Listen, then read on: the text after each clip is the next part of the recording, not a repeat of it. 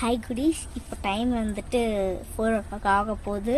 நான் இப்போ தான் ஸ்கூல்லேருந்து வருவேன் வீட்டுக்கு. அந்த டைம் வந்துட்டு எங்கள் ஆச்சு வீட்டுக்கு போவேன். போகிறப்போ வந்துட்டு ஒரு மெயினான விஷயம் நான் போகிறப்போ நடக்கும். அது என்ன நான் உங்கள்கிட்ட காமிக்கிறேன். போகலாம்.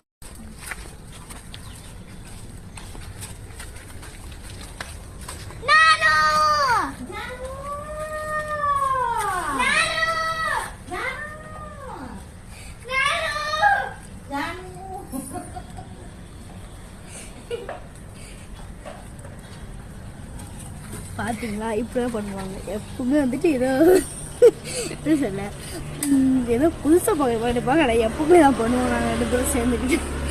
அவ்வளோதான்.